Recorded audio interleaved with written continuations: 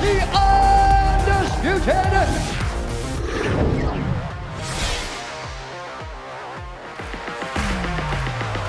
on the banks of the Caspian Sea, you are looking at the beautiful city of Baku, Azerbaijan, a growing sports destination that tonight gets a clash of titans in the light heavyweight division. Both looking to make their case their best, still yet to come. Joining them in the octagon, a ranked contender, a rising prospect, and a local favorite, all fighting under the flag of Azerbaijan. The worldwide leader in combat sports crosses another one off the list as the octagon officially touches down for the first time in Baku. Shot Evans using a code word. John Jones. See what that move is for Usman. You can see the difference in how.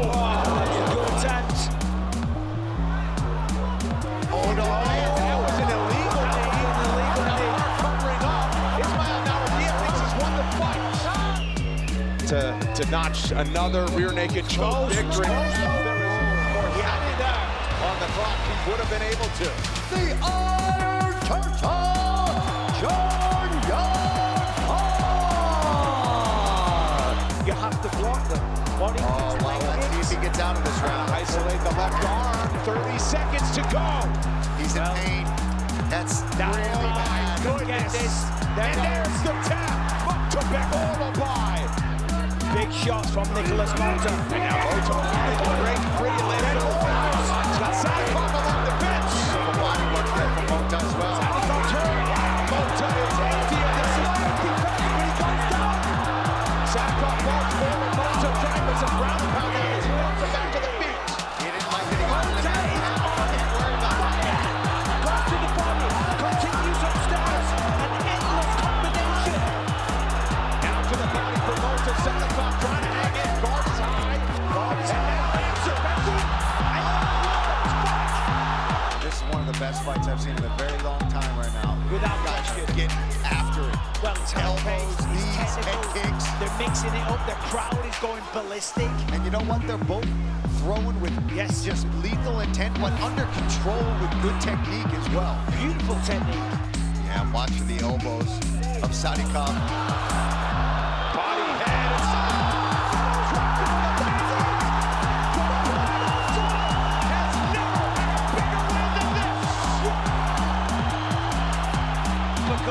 Malta goes unconscious, and the crowd goes wild. Wow. Unbelievable fight. Unbelievable fight. Unbelievable performance from Sadikov, especially with how bad he was hurt in that first round. To come back and put on a performance like that here in Azerbaijan. Starting to lengthen his combinations here. He's got a minute. Split him open. Shooting the takedown. Tries to pass guard on the way down. Crowd rising in support of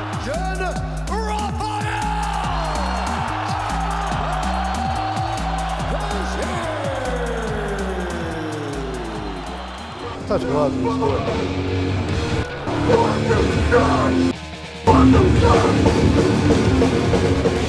swing for Roundtree. Oh, kick. Yeah, he fell down. See that? Round number 2. Roundtree's down, and then he hit a big right hand on his way up. Yeah. Counter left from Roundtree. Sits downhill.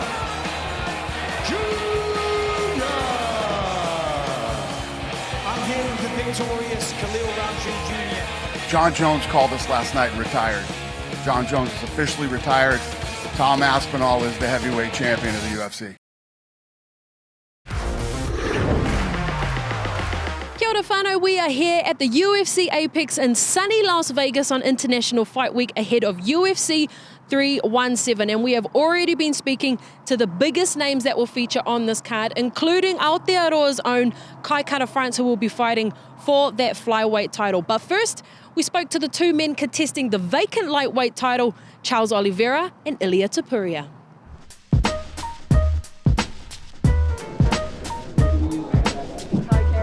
Charles Oliveira, I feel like you're a grappling big fighter. Dana White Joining us now is Ilia Topuria, who will be fighting for the lightweight title at UFC 317. Lovely to meet you, Ilia. Look, I just asked you if that was your little boy we saw running around there following Dad on Media Day. Your thoughts on being able to share an occasion like this with your son? Yeah, it's always very emotional for me to share those kind of moments with him, so I'm very happy. What does he make of Dad fighting for this gold bout this weekend? I don't want him to be proud about me only because of the world titles. I want him to be proud about me as a father. I love that. Look, Charles Oliveira, your thoughts on him, obviously. You coming into the lightweight division, he's held that title before. What were your thoughts getting that initial matchup with Charles Oliveira? So first of all the respect in the world for Charles. He's a great fighter. He seems to be a great person that represents good values. But yeah, I see many holes in his game. I don't have any doubts that I'm gonna get that win on Saturday night. So that's why we're here. What are your thoughts on the lightweight division? I don't want to be rude to the lightweight fighters, but they are, some of the older fighters in the UFC. You're coming through, you're nice, young, fresh, as opposed to Oliveira, who's been around for a very long time. I'm gonna show all of them the next level. They're gonna see the next level of the game. They're gonna see the development of the game in me. In 2010, he made his debut. You were 13 years old at the time. When you were coming through the UFC, were you looking at Charles Oliveira as somewhat of maybe an example as someone in the UFC? Always. I have been watching all his fights since the first moment I saw him in the UFC. He has the most finishes in the UFC history, so you gotta watch that guy. So yeah, I have learned many things from him. Now, I know that you wanted to make this change from featherweight to lightweight. The weight cut will be much easier. You'll be able to perform better at your best. But was it hard to put that featherweight belt down to move? Not at all. For me, was more important than my health. So at the end of the day, that's one of the main reasons why I took that decision to change the weight class. Finally, how important is it to make an impact coming into the new lightweight division? It's always important to make an impact. And this is what we are going to do on Saturday night, so don't miss it. New Zealand, let's go. Thank you so much. All the very best. My pleasure. Thank you very much.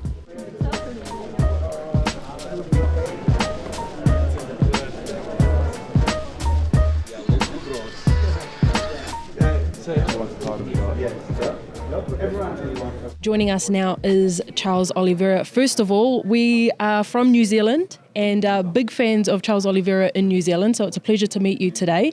Just wanted to get your thoughts, first of all, on an opponent in Ilia Topuria. Was it a surprise to you at all that this would be the title shot that you would have? No, it doesn't matter because in reality, I've been just looking for a title. That's what I want. So whenever I finished my last fight, I knew I was going to fight for the title, no matter who. How much of an advantage is it for you? You fought for titles before in your division of the lightweight division. How much of an advantage do you have because of that?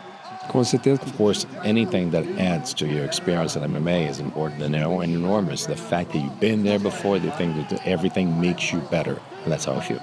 Let's talk a little bit more about that experience. You made your debut in the UFC 2010. Ilia Topuria was 13 years old at the time. So let's talk about that and your successful UFC career to get you to this point to be facing Ilia. It's been amazing, highs and lows. A dreamer, a boy that said, I'm a boy amongst men, I'm a cub amongst lions, but a guy that just never stopped working, that always went for it, that I mean, build a legacy, records, wins, titles, but the most important thing is never forgetting where I'm from. And I think in New Zealand, we relate well to that because in our Indigenous Māori culture, we're the same. You don't really know who you are if you don't first accept or acknowledge where you've come from. And I know that there's a movie coming out about you in the future. So talk to us about that message that you want to tell in that movie. What do you want fans and, everyday human beings that might have nothing to do with MMA to know in this movie about you? Primeiramente pela minha história. My life story wasn't assembled or nitpicked.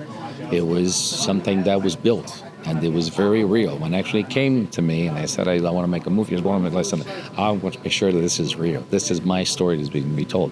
And you've seen only the half of it. There's so much more. So it's the story of it is inspired from a long time ago. You see that everything was real, and I got here in a very real way. You're going to see a lot of things in an inspirational journey of someone that came from nothing and got something.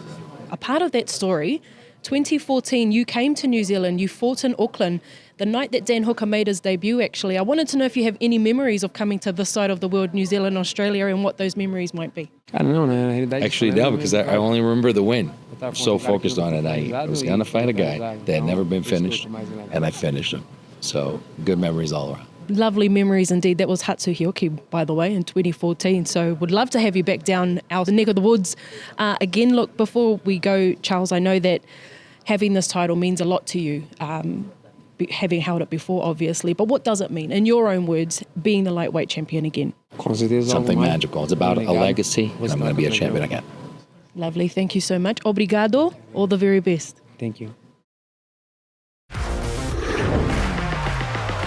UFC flyweight Kai Kara-France has arrived in Las Vegas and hit the ground running. He even fit in a wee training session with featherweight champion Alexander Volkanovski and has been observing his face plastered all over the Las Vegas Strip. But he is not letting the occasion overwhelm him and staying true to who he is. Kia ora. Well, joining me now is the next potential flyweight champion, Kai Kara-France. Kai, I'm going to start this kōrero similarly to how I did in Perth with that question, pēhea tō wairua, because here we are at Fight Week. Last time when you were in Perth, you demanded this fight, you demanded this opportunity, and now here you are. Yeah, it's just where I'm at in life, let things flow, and it's all been written. It's all been written before me. It's kind of like the calm before the storm. I'm doing this for a higher purpose. I know what I'm fighting for. And when you've got a purpose on why you're doing something, that's where magic happens. Look, bro, we get to Las Vegas, touchdown, go to find our hotel. We see you before we see anything else. Your face is plastered all over the Las Vegas Strip. We go into our hotel. Your face is plastered onto tables. You're everywhere. What was your reaction coming and seeing, those fight posters all over the place? Yeah, it's pretty cool. You're in the fight mecca of the world, Las Vegas, so far from home. And to see your face and your last name, everywhere. A nice moment of reflection, how far we've come. 15 years I've been on this journey, and it's all worked out in the right way. Nothing, I wouldn't want to change anything, the way it's gone about, getting, having this title fight. And it all feels like it's all come together perfectly. So, it's a proud moment, seeing all my hard work pay off, but I deserve to be here. Tick that bucket list that I've been doing for 15 years now to be the first flyweight Māori world champion. Look, we looked at one billboard, there you were. We look across the road, Izzy on the Hall of Fame. I thought, never have I ever thought that we would see two Kiwi boys from Auckland, just chilling in a humble gym with this long journey, and now here you both are, Polaroids here in, as you say, the home of fighting. Your thoughts about that as well, that, Izzy will be here to have a little celebration of his own? Oh, it's like it's meant to be. We're so far away from home, but it just shows, especially our rangatahi, the world's never too big. Look at what we're doing over here, and so proud of Izzy on his career. He's done so much. He doesn't need to do anything else. He's already cemented as a legend in the UFC and in combat sport. I'll have all my team here, and it's just fitting that he's getting inducted into the UFC Hall of Fame, and I'm fighting for a world title. Perfect way to bring everyone together. My gym, one of the best gyms in the world, City Kickboxing. Just to have my whānau here, my beautiful wife, my dad, my two brothers, and just our extended whānau and friends that are making the trip. They just know something special is happening, and they've seen the build-up, they've seen the camp, and I can't wait. Everything I've done it perfectly, and I've done it authentically, and the UFC have never seen this, the world have never seen this on the countdown, and to bring that with me, it's empowering, and it just lets everyone know that that's where we come from, that's who I'm representing. Like I said in our interview just before, I'm not speaking to the rest of the world, I'm speaking to our people, and that's all I can do. I can only be myself. That is exactly why I jumped in and asked you a question. I had no intention of asking you a patai out there, but as soon as I heard the comments about, the world and the fans, the first thing I said to my cameraman, Sean, was, it's not for them. I mean, not in a way that you can't watch it or see it, but I know why you're doing it is to represent, te ao Māori on a stage such as this. How much growth have you felt in this time? Because I feel like you're not a different person, but you're definitely, I don't know if the word is elevated, and how aware of this does Pantoja need to be? Because to me, this makes a very dangerous fighter. Yeah, 100%. Like I just, the spotlight that I'm in, it can make or break you. And leading by example. I'm not trying to say that I'm fluent in te reo and I'm this, this person to, that's perfect and look what I'm doing. I'm just being vulnerable, being human, being relatable, just showcasing all the layers to me, not just the fighter, not just the family man and the husband and the father, but everything. I embrace it all. And I'm not afraid to show emotion or. I know I'm one of the best fighters in the world, so I don't need to put on this false insecurity or, put on this armor. And when I do my pukana, that's me taking off my armor, taking off my mask that a lot of people are wearing these days, and they don't know who they are, they don't know what they're doing, they don't know where they're heading, but I know where I'm heading, and that's to the top. And I've already won the world title, and it's not because I don't want to win this fight.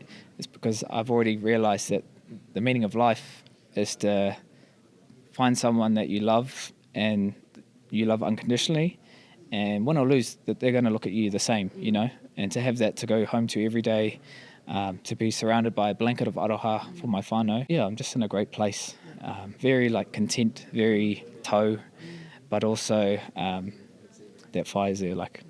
I'm coming into my career best. In this camp, I've gone above and beyond, physically, mentally, and spiritually, just connected in all those things, because we're not just physical beings, we're not just intellectual beings, but we're spiritual beings. So just having all those things help me for my mahi, just allows me to be my best, and that's all I can ask for. When I get in there, I'm not alone. All my tupuna behind me, and it's a switch I've been doing all camp, which is just embracing the moment, being present, but also, very intentional.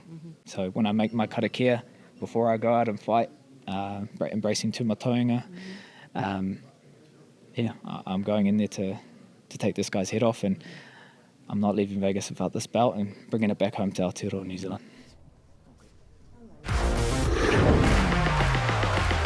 UFC flyweight champion Alexandre Pantoja will be putting his bout on the line when he faces Kai Kara France at UFC 317. If I had 2 words to describe this man, it is horribly polite. Check out what he has to say about Kai Kara France and his approach to the title fight. Joining us now in Las Vegas is the flyweight champion Alexandre Pantoja. Kia ora and hello. Hello, very good talk to you guys. I really appreciate your culture and everything. I see in the countdown with Kai Kara France and see how huge respect we have with you together, and very good connection. I feel amazed. Kai Kara France is a good guy. I meet him before, but I see the hugs and everything. That's very, very unique and beautiful. It's so lovely of you to say, because he's done a great job of showcasing our Indigenous culture, our Māori culture on the world stage. I wanted to get your thoughts on the haka when he's doing the pukana, big eyes, tongue out. What are your thoughts when he does things like that? That's beautiful. That's beautiful feeling. That's something about the spiritual warrior, about a legacy in your culture, your ancestral, and I feel, and that's a huge opportunity to me to fight with a warrior from Maori. I just want to enjoy everything. Is that something new for you? Something new in your career that you've seen an opponent come through that does things like that? Yeah, I fight with Kai before, but of course now I know much more about him, about his culture and everything, and make me more excited to go. I'm from Brazil. I have Indian blood, and I think it's gonna be a good matchup, with 2 beautiful cultures, that's a very good to both, and I'm super excited to go. Kai Kara France, this opponent make me train so much, He involved my game, because I know I have a tough opponent, the guy with a strong, powerful, because he have God give him a gift, he's this powerful in his hands. and I'm super excited to face him. Look, I love how we can just stand here and talk about Kai Kara France all day. We haven't even spoken about about you yet. You're the champion. This will be your 4th title defense for the flyweight title. How does this fight differ from perhaps any other that you've faced so far in fighting for your belt? Yeah, it's completely different, back to 2016 in the house, me and him super young, now I go to America Top Team. I have 7 years in the America Top Team training with the best training partners all the world, good coaches. I'm very different fighter, and after my fight with the Kai Sakura, my last fight, the Kai Kara fans sent me a DM in the Instagram say, "Hey Pantoja, congratulations, but I'm the next." I hope so, brother. And I make sure he know, he look more dangerous now because he have a family, he have a support. Now he go to the octagon, he have a family with him, he have kids, he have father right now, I am father. I'm fight to legacy of my kids, not about my legacy, but how I can do to my kids, I want to inspire my kids, my family, and then other people all the world, but the important thing to myself is when you lock your door, because what I try to say, Sunday after the fight, doesn't matter win or lose. When I'm back to my home, I lock my door, and the important thing, my belt and everything is right there, my family with me. And I feel Kai Kara fans have the same feel, and that's make this fight super dangerous and excited, It's actually quite funny. We spoke to Kai earlier on, and he actually said the exact same thing. He said, after all is said and done, I have the people at home that I love, and that's what matters the most. I think that's a good energy, Me and him respect each other. I think that's the right way to go, because when the octagon's locked, it's not more about who talk better, and this is a brutal sport, When the octagon's locked, it's everything doesn't matter, the wars and everything, all the world doesn't matter. Just me and him in the octagon, and the best gonna win, and I hope I am. But I really respect to Kai. Always is a God decision. I pray to my victory because God give to you what you want. I want that victory so bad, and but always God decision. Before I lose a couple times and make me a better fighter, make me a better person, and that's good. It's good, Kai Kara France is a good guy. If he win, the belt's gonna be in good hands. But I'm not sure, I'm ready. I'm training very hard, I never stop. Doesn't matter if I have the belt right now. What I talk with everybody is I have opportunity to get this belt again. I don't have the belt. I have opportunity to get this belt. I have a chance to one more time be a champion of the world.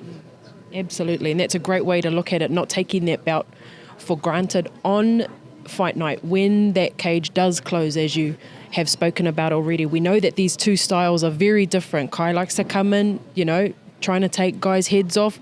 You like to not coast, but take your time, be patient, take fighters into deep waters. That has been proven successful for you over these title defenses. How do you see this going down on Saturday night? I like how you say deep waters. I hope Kai have his oxygen, because I'm gonna bring him to deep waters, yeah. And I'm super excited with his fight style. He come to fight. He don't like put the fight to the judges. Me either, And I think that's good for the fans. Everybody expect very good fight. Of course, that the same card with Ilia Topuria and Charles. That's amazing fight. I want to watch too. But I think maybe me and Kai can take all the lights, and maybe win the fight of the night, some performance. I expect a tough fight, of course, but I'm ready to die in the octagon to bring this victory. Lastly, before I let you go, I know Brandon Royval, Joshua Van are on the card as well. We spoke to Brandon and he spoke about how he needs Kai Kara France to win. So because if you win, he's not going to get a chance to fight for a title next. What are your thoughts on that? I feel bad for him, no. But I'm not sure, I think if he won the fight, he deserves fight for the belt. Doesn't matter if me or Kai Kara friends, I think that makes sense. You know, doesn't matter if I'm fighting with him 2 eyes. If he's the best fight right now for to get the belt, he give him a chance. You know, all these guys, all that division, make me so proud. You know, Royval, Kai Kara France, Josh Van. I see Josh Van get the gold ticket for the Willy Wonka. You know, such good opportunity. You know, and I'm really proud of my division. You know, all these fighters, high-level fighters. But I'm sorry about Royval. It's better he cheating to Kai Kara France because he win Kai Kara France before. But I see he fight with that fight with Kai Kara France and Royval, and that super entertainment fight. You know, and I don't know, but Royval. When I see the fight with Royval and Kai Kara France, I see a couple points I can use. You know. But it doesn't matter what he wants. It's about me, my family, my universe. You know, when you go to the octagon, I like to say it's my universal versus the Kai Kara France universal because my family prayed to me, won the fight. I know his family prayed to him, they won the fight. And when the octagon is locked, it's my hands or Kai Kara France's hands. Absolutely. Well, look, you've spoken about your division, that you're proud of them. I know that they're proud of you. You've been a great ambassador for the division, not only as, you know, champion, as a fighter too. So all the very best for this weekend. We'll be watching. New Zealand fans will be watching too. Thank you, New Zealand, everybody. Like I said again, I love your culture, your warrior spirit. I hope I can go visit you guys in your country. Thank you. Amazing. Thank you so much. Joining us now is UFC Flyweight Brandon Royval. Brandon, welcome to UFC on Sky in New Zealand. It's lovely to meet you. Nice to meet you too. Look, we have watched you in the UFC over the years. You have even, you know, fought the same people that obviously Kai Kara France has fought. What do you make of this battle between? I mean, I just hope, I'm sure it's going to be a great fight. I think anything that's going to promote our division too is really good. But I'm sure it's just going to be a sick fight, and I'm excited to watch. And hopefully I can just win my fight and then find a seat somewhere, you know. Look, in that fight between Kai Kara France and Alexandre Pantoja, who were you wanting or needing to win to best position yourself for a title shot? I mean, it sucks when I'm being Rick real. Like, I always want to just, like, you want to hate people you fight. But it's like both of them are really likable characters. So it's like I don't want to see the one of them lose. But I think if we're talking about the benefit for my career, Kai Kara France winning would almost guarantee me a title shot if I win my fight. Tell our fans why that is. Because I already beat him. Yeah. Yeah. Sorry. Yeah. Sorry, New Zealand. Am I canceled?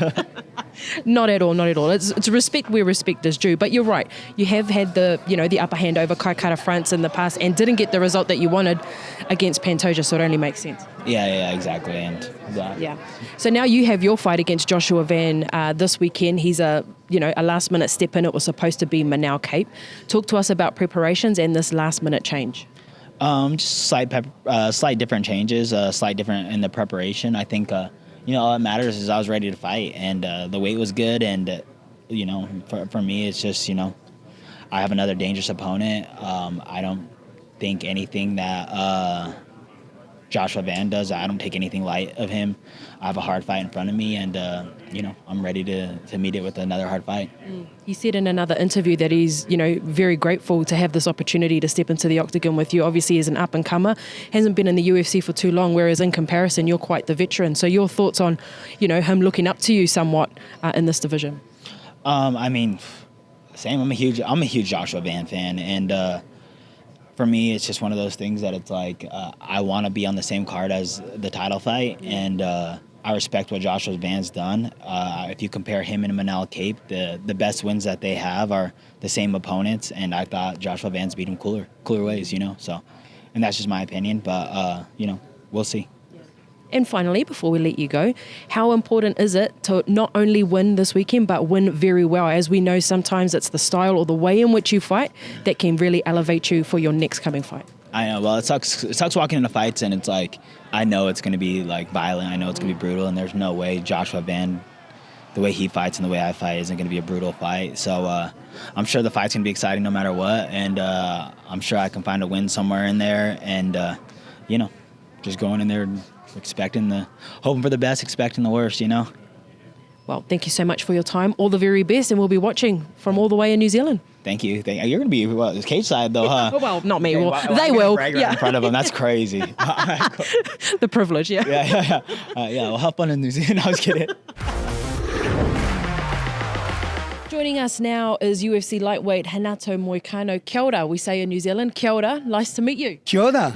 Nice. Kia ora. Love it. Look, first I wanted to talk about 2024 was such an exceptional year for you with the wins that you had, Benoit Saint-Denis, Jalen Turner, Drew Dober, and it put you in that position for that fight with Islam Makhachev. Do you feel like you're still running on that momentum despite the result against Makhachev?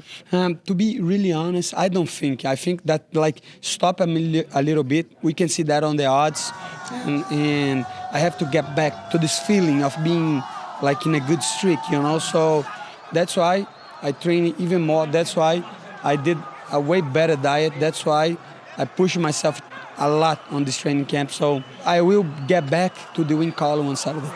And that was always a possibility when you face the champ on 24 hours notice, the risk of that happening. But do you regret at all taking that opportunity? Not at all, not at all. Life is made of chances. I took my chances, I come up short, but I will rebuild my history and my climbing the rankings next Saturday. How much more hungry does that make you to succeed now? Very much. I'm very hungry because, like I say, I was supposed to fight this guy. I got a chance for the belt. I got a taste for the belt. And now I want to get back in a better position with more time, with more experience. And that's the time. Look, one thing that we noticed when you were having another interview is your shoes. Like, this is very New Zealand. Yes. We walk around in jandals, sandals. I love sandals. I don't like shoes. Especially here in Las Vegas, it's very hot. That's very hot. But even I live in Florida too, so it's a little bit hot. It's just easy to put and to take, so it's nice. But you'll be used to it too, coming on and off the mats and things as well. Exactly. Yeah.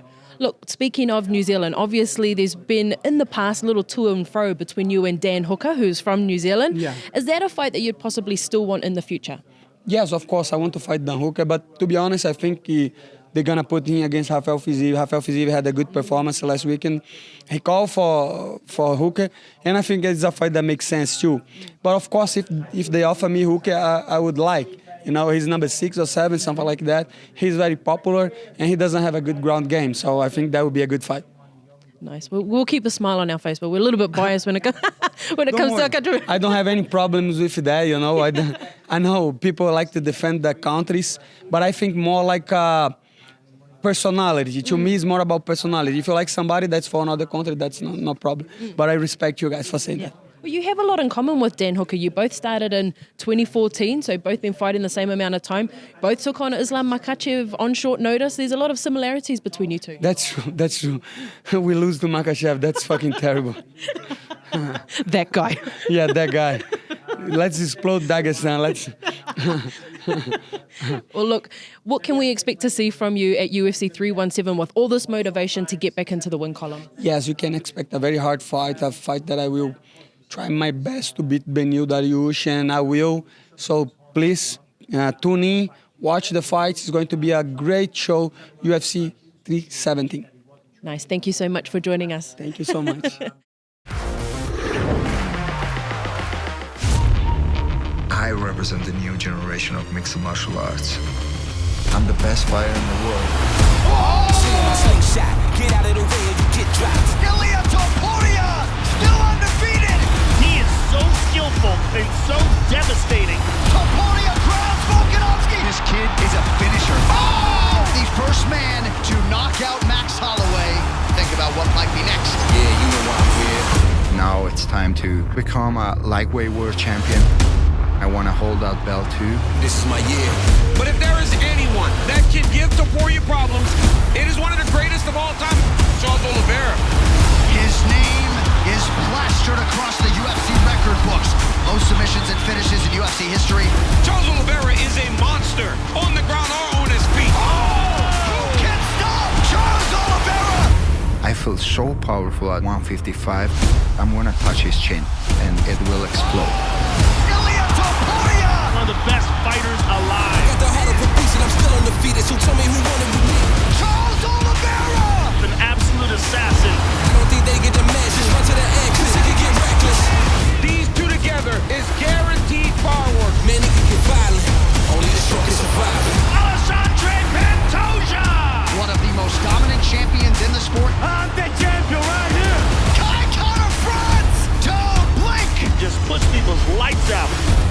for the kill shots. International Fight Week, it's always big.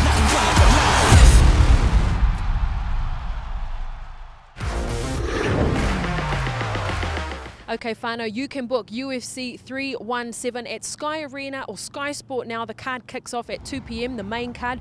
And of course, we'll be featuring our very own New Zealand flyweight, Kai Kara-France, vying for that flyweight title. And we are all behind him. Do not miss a beat with us here on the ground. Head over to Sky Sport New Zealand social media handles to see what we're up to and for all the backstage access. From us here in Las Vegas, mā te wā. The Undisputed